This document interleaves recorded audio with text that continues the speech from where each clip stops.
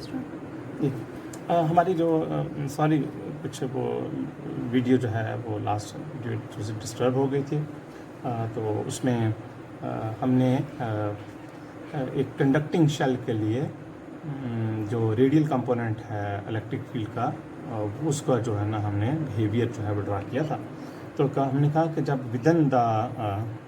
इस रीजन में होगा जिसमें आपका ऑब्जर्वेशन रेडियस आर जो है वो लेस देन आर नॉट होगा, greater than R I, means के you are within this conducting shell, तो आपका फील्ड जो है वो ज़ीरो है। लेकिन इसके बाहर दोनों तरफ जो है यहाँ पर और यहाँ पर फील्ड जो है वो नॉन ज़ीरो है। उसकी वजह ये है कि यहाँ जो एक डिसकंटिन्यूटी एग्जिस्ट करती है वो हमें बाउंड्री कंडीशन से हम पहले से जानते हैं कि नॉर्मल कंपोनेंट जो होता है इलेक्ट्रिक फील्ड का, ये radial component is the normal component at the surface of the shell,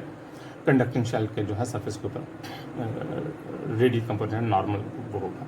तो प्लीज़ ये एन हैट जो है ये बेसिकली नॉर्मल जो है वो उसको वो कंसिडर किया जाए कि एन हैट जो है this one is equal to radial direction में जो है यूनिट वेक्टर। सो जो ये लेकिन ये जो डिसकंटिन्यूटी यहाँ जो है ये दोनों इस चीज़ के इक्वल होंगी कि अगर मैं प्लीज़ इस डिसकंटिन्यूटी की बात करूँ तो ये डिसकंटिन्यूटी हमें बता रही है कि इस सरफेस के ऊपर जो है वो सरफेस चार्ज डेंसिटी क्या है, और ये जो डिसकंटिन्यूटी हमें बता रही है कि इस सरफेस के ऊपर सरफेस चार्ज डेंसिटी क्या है। प्लीज़ दो चीज़ें आपस में कंफ्यूज ना हों। टोटल चार्ज अगर मैं इसका देखूं और टोटल चार्ज मैं इसका देखूं तो दोनों सेम है, टोटल चार्ज में कोई डिफरेंस नहीं है, लेकिन सरफेस चार्ज डेंसिटी में डिफरेंट है क्योंकि ये बड़े एरिया के ऊपर स्प्रेड हुई है और ये छोटे एरिया के ऊपर स्प्रेड हुई है, इसलिए यहाँ चार्ज डेंसिटी जो है वो कम होगी जबकि यहाँ चार्ज डेंसिटी जो है वो ज़्यादा होगी। तो इसलिए ये दोनों जो हाइट्स हैं ये बेसिकली यहाँ पर आपको सरफेस चार्ज डेंसिटी दी जा रही है, यहाँ भी सरफेस चार्ज, और यहाँ की सरफेस चार्ज डेंसिटी ज़्यादा है क्योंकि अगर मैं प्लीज़ इन दोनों की एक्सप्रेशंस देखूँ तो इन दोनों की एक्सप्रेशंस बिल्कुल सेम है कि आर इजिकल टू आई के ऊपर और r is equal to are naught के ऊपर जो है सरफेस चार्ज डेंसिटी जो है वो सिर्फ डिफरेंस जो है एक चीज़ का है आर आई और आर नॉट का। चूँकि आर आई जो है वो लेस देन है आर नॉट से, इसलिए रो आई जो है वो ग्रेटर देन है रो नॉट से। तो ये हमने रेडियल कंपोनेंट है जो कि हमारे पास फील्ड का in case of conducting shell हमने इसका बिहेवियर जो है वो नोट किया है कि इसका बिहेवियर जो है वो किस तरह को। अब प्लीज़ मैं अगर यही जो है एक डायलैक्ट्रिक शेल के केस में देखूं कि डायलैक्ट्रिक शेल जो है वो किस तरह जो है वो एक्ट कर रहा है, तो यहाँ मेरे पास आर नॉट में ले लेता हूँ, यहाँ मेरे पास आर है, तो यहाँ मैं प्लीज़ अगर इसको देखो तो ये आउटसाइड का डायलैक्ट्रिक शेल ये इसका बिहेवियर जो है। और मैं अगर इसको देखूं तो ये यहाँ पर मेरे पास हाइट ज़्यादा होगी और ये कुछ इस तरह करके इसके ऊपर है, ठीक है। तो लेकिन जो मेरे पास इनसाइड द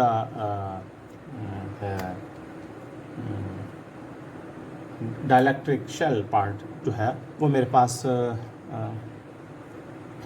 ये पार्ट जो है वो कुछ इस तरह करके ये इस तरफ मेरे पास ई आर है, प्लीज़ इधर से भी आर हटा दूँ क्योंकि ये टोटल आर, ये बेसिकली प्लीज़ अगर मैं इसको ये ई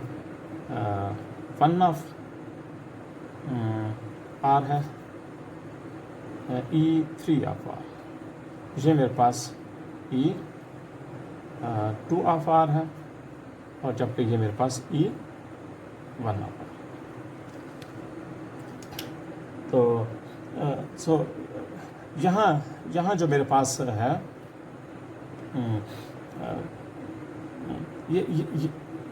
ये भी डायलैक्ट्रिक है, फ्री स्पेस है, और ये डायलैक्ट्रिक है।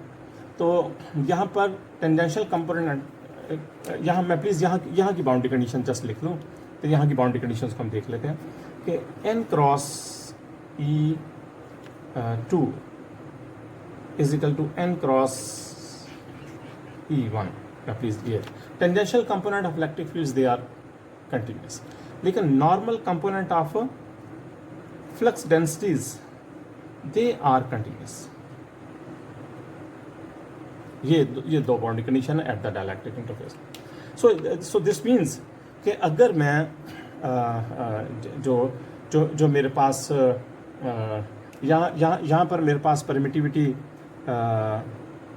एप्सिलॉन नॉट है, इस रीजन में मेरे जो permittivity epsilon naught epsilon r है, जबकि यहाँ पर मेरे पास एप्सिलॉन नॉट है। मैं अगर इस क्वांटिटी को, ये जो क्वांटिटी जो मेरे पास फील्ड की जो वो है फील्ड, इसको मैं अगर एप्सिलॉन आर से मल्टीप्लाई कर दूँ जो है यानी कि मेरे पास जो यहाँ मेरे पास प्लीज़ मैं अगर इसको लिखूं तो ये मेरे पास E2R और एप्सिलॉन आर और E1 ऑफ आर, ठीक है। ये यहाँ से मैं ये रिलेशन लिख सकता हूँ। और अगर मैं इनको आपस में मल्टीप्लाई कर दूँ, इस फील्ड को अगर मैं एप्सिलॉन आर से मल्टीप्लाई कर दूँ तो ये जो होगा ये कुछ ये शेप ले लेगा।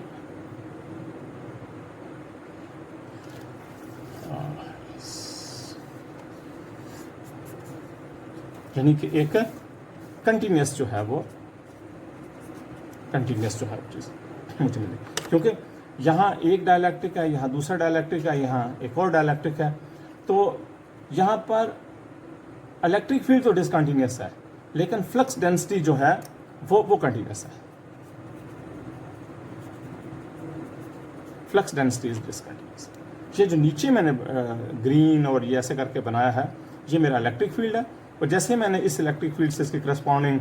परमिटिविटी से मल्टीप्लाई किया, ये सब के सब एक कंटिन्यूस चीज़ में जो है वो कन्वर्ट हो गया। ओके प्लीज़, अगर मैं इनके करस्पॉन्डिंग पोटेंशियल्स को मैं नोट करूं तो यहाँ मेरे पास जो करस्पॉन्डिंग पोटेंशियल है वो जो है मैं प्लीज़ अगर यहाँ जो होगा यहाँ पोटेंशियल कंटिन्यूस होगा, और यहाँ जो है वो पोटेंशियल, यहाँ भी पोटेंशियल जो है वो कंटिन्यूस। अगर मैं करस्पॉन्डिंग पोटेंशियल जो है वो उनको ड्रा कर लूँ तो ये मेरे पास आर आई है, ये आर नॉट है। तो यहाँ पर मेरे पास पोटेंशियल के जो है, लेकिन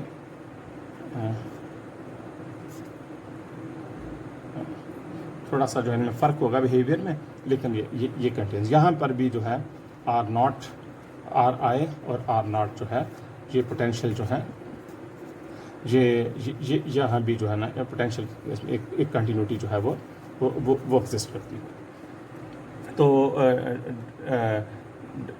सॉरी यहाँ जो है यहाँ जो है वो पोटेंशियल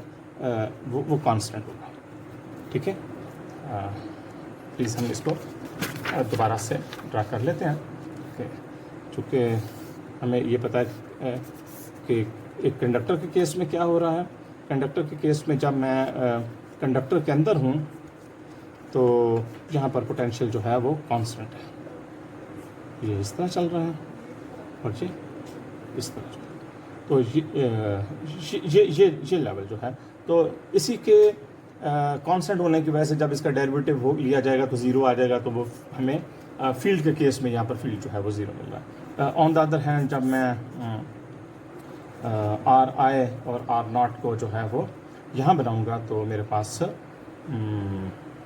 ये यहाँ जो है ना मुझे एक कंटिन्यूटी जो है वो ये जो है वो पोटेंशियल का भी होना चाहिए, ठीक है। सो जो मैंने अब यहाँ हम देखते हैं कि यहाँ जो हमें चार्ज डेंसिटी जो है वो क्या मिल रही है। प्लीज़ यहाँ की चार्ज डेंसिटी का बिहेवियर जो है इज़ वेरी इंटरेस्टिंग,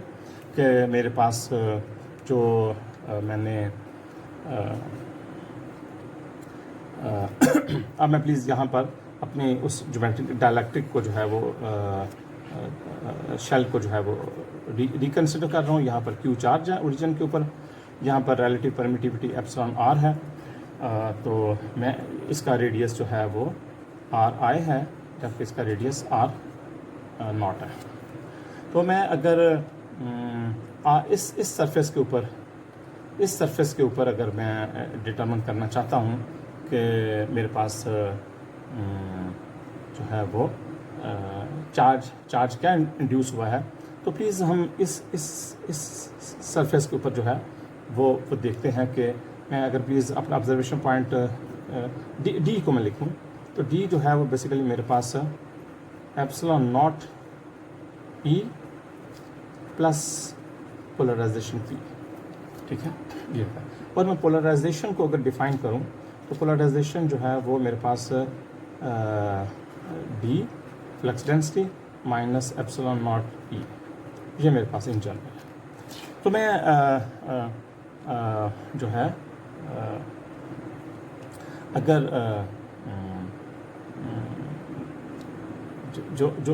जो मेरे पास मैंने पहले जो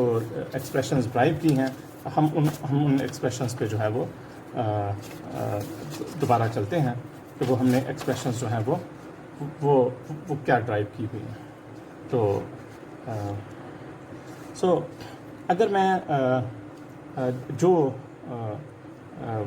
सरफेस चार्ज डेंसिटी को देखूं कि जो सरफेस चार्ज डेंसिटी है वो उसका जो एक्सप्रेशन होता है वो होता है P डॉट n हैट, ठीक है। और अगर मैं n जो है वो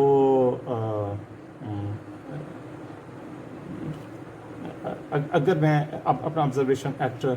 r इजिकल टू RI पे लेके जाना चाहता हूँ, तो फिर ये जो नॉर्मल होगा ये इनवर्ड नॉर्मल होगा, तो इसलिए दिस इम्प्लाइज के रो s इजिकल टू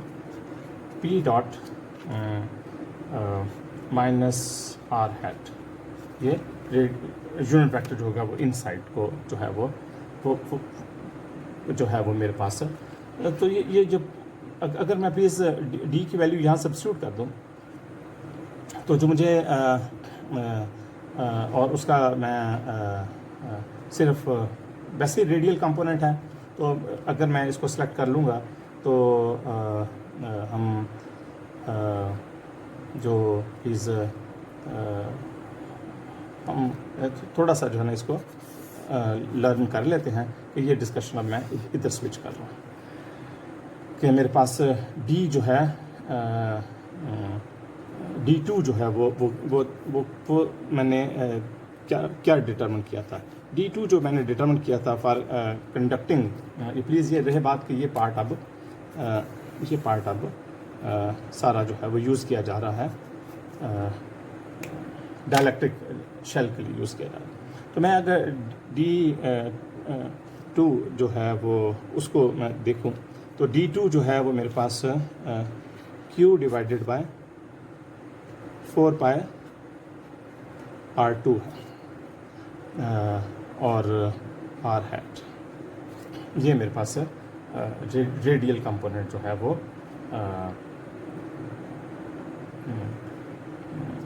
जो उसका जो है मैंने, तो प्लीज़ अगर मैं इसको जहाँ पर सब्स्टिट्यूट करूँ तो मेरे पास एक्सप्रेशन जो PR2 का आ जाएगा, PR2 का जो एक्सप्रेशन मेरे पास आ जाएगा वो आ जाएगा 1 minus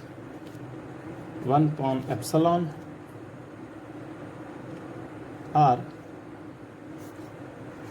Q divided by 4 pi epsilon not. उसके बाद एक नेगेटिव साइन यहाँ से भी क्लियर होना, दैट्स वाई को यहाँ चीज़ों को स्विच कर रहा है। तो ये मेरे पास पोलराइजेशन का जो है वो रेडियल कंपोनेंट जो है वो मेरे पास ये जो है वो तो सो अगर मैं जो है सरफेस चार्ज डेंसिटी जो है are square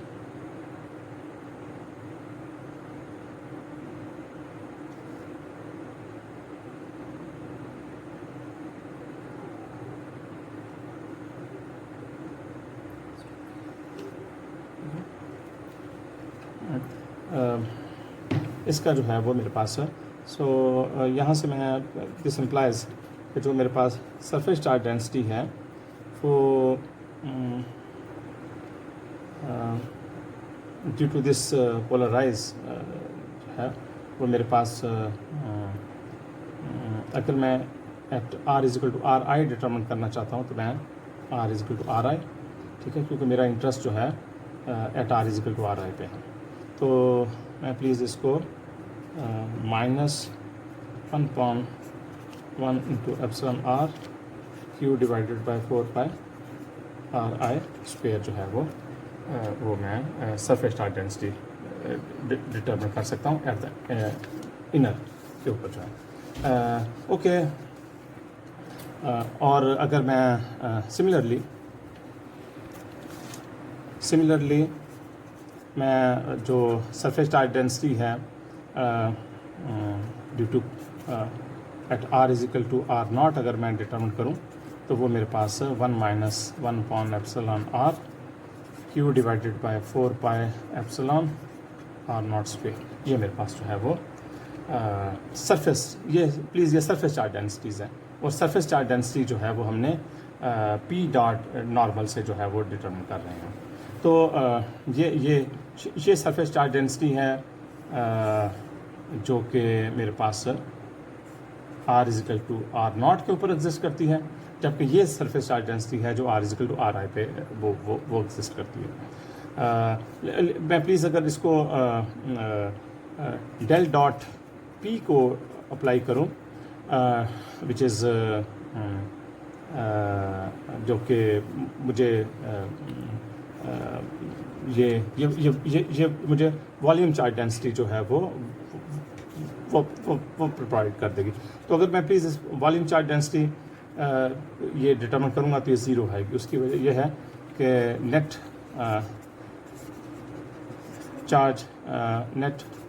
volume charge density inside dielectric is zero, ठीक है। तो ये हमें जो है वो इस डिस्कशन में जो चीज़ें नोट की हैं उसमें ये है कि अगर हम दो शेल्स जो हैं वो डाइलेक्ट्रिक और कंडक्टिंग शेल ले लें, हम इनके दरमियान पोटेंशियल कैसे डिटर्मिन कर सकते हैं, इनके दरमियान फील्ड कैसे डिटर्मिन कर, इनके दरमियान फ्लक्स डेंसिटीज कंसिडर करते हैं, ये जो डिसकंटिन्यूटीज़ हैं ये क्यों हैं और ये क्या बता रही हैं। तो कैसे हम डिसकंटिन्यूटी को इलेक्ट्रिक फील्ड की डिसकंटिन्यूटी को continuity of the flux density में कन्वर्ट कर सकते हैं। और डाइलेक्ट्रिक के केस में जो सरफेस चार्ज डेंसिटीज़ हैं वो कैसे डिटर्मिन की जा सकती हैं और वॉल्यूम चार्ज डेंसिटी क्यों ज़ीरो है। तो ये हमने आज के डिस्कशन में जो है वो डिस्कस किया। Thank you very much.